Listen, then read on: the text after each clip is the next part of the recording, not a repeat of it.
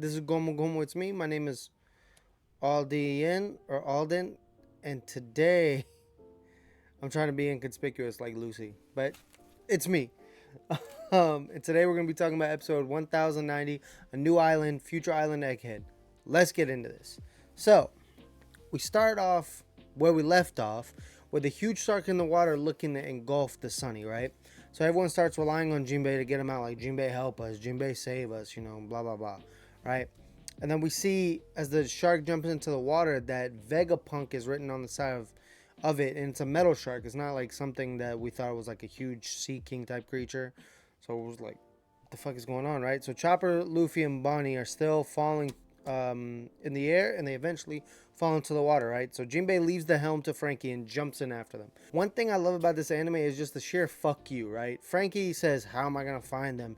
And then he says, I'll find a way, and breaks out a new thing for the Sunny that we've never seen before and never heard him talk about. Oh yeah, I've been working on that one thing. So whatever, right? So the shark is still on their tail, and it looks like it's scanning them, right? Like a kind of scouter from Dragon Ball Z, and then it starts shooting torpedoes, which was fucking wild.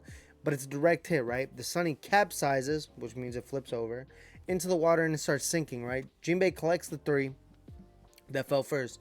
Luffy, Bonney, and Chopper, right? The Sunny is just falling and falling, and the rest of the Straw Hats are just like all sunken in the water. I mean, Zoro, Nami, Usopp, Franky don't have, and Sanji don't have Devil Fruit powers. So it's just Robin and Brook that are really like sinking. So, it's up to them to save them. So the shark goes after the Sunny, but some kind of robot with Vega Force on it shows up and punches the shark, right? And it looks like General Franky, but it says Vega Force, right? So then we cut to Naval Branch G14, aka the Misfits with Smoker and Tashigi. We see the giant kids running around playing, right? They're drinking some kind of medication that, Tashigi is saying is going to help them shrink. We don't know if it's like just a thing that they're hoping or if they actually have confirmed proof that it will. Like they've already said that they've been seeing some changes, so hopefully that'll help them.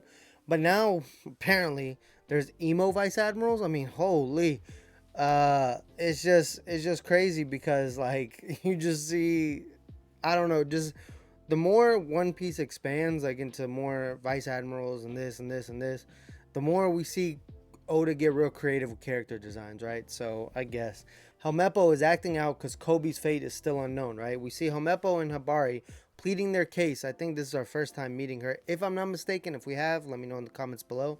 We meet Prince Gruss, who is a rear admiral, and he's all cap. Look at his character design. And they're asking to go to Pirate Island with this guy. They're saying, look, we can't do this alone. We need help, right? Helmeppo mentions that Egghead is close to them. They should take the Seraphim. Prince mentions that they can't contact Drake either, so they just have to wait. They have to see what's going on, right? So we see Luffy, Chopper, and Jinbe and Bonney washed up on an island that we just saw as Egghead. Luffy officially meets Bonney, and her new name, as Luffy tends to do with everybody, is Bogey. I don't know why.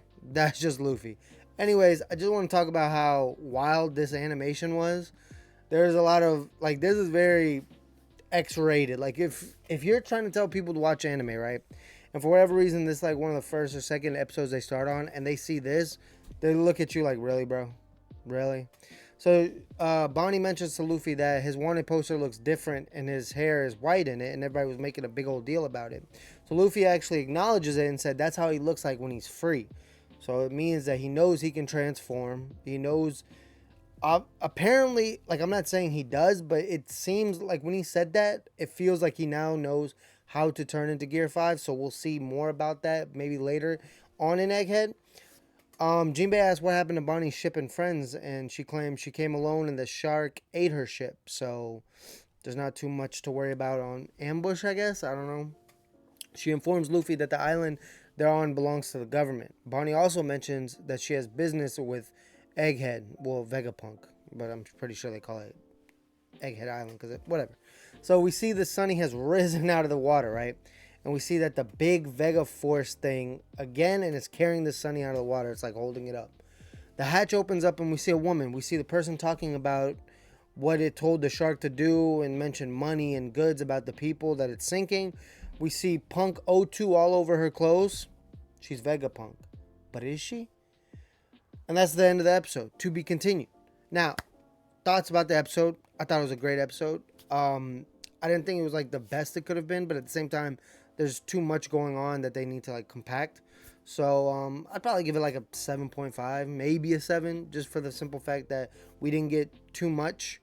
So like they didn't explain the whole medicine thing. Like I'm pretty sure they did before, but just a re-explanation would have done well for us. But yeah, the whole Vegapunk, the woman claiming she's Vegapunk, she might as well be, or not might as well be, but she could as well be. But it's just the Punk O2 on her clothes that I'm seeing. Like that's the only reason. Like if it was Punk O1 or just said Punk, I'd be like, oh shit, that's Vegapunk.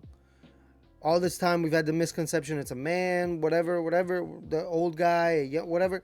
It's a woman, which is fine. But I'm just saying, like with the Punk O2, is it really Vegapunk? Is it like a descendant? Is it a clone? Is it a copy? We don't know. So we'll find out hopefully in the next episode. Like I said, I'm not doing any more reviews of the preview. It is what it is. But we've come to the end of this week's episode. Be safe and well in your travels. Enjoy the journey. And just know, I will be the king of YouTube. Peace.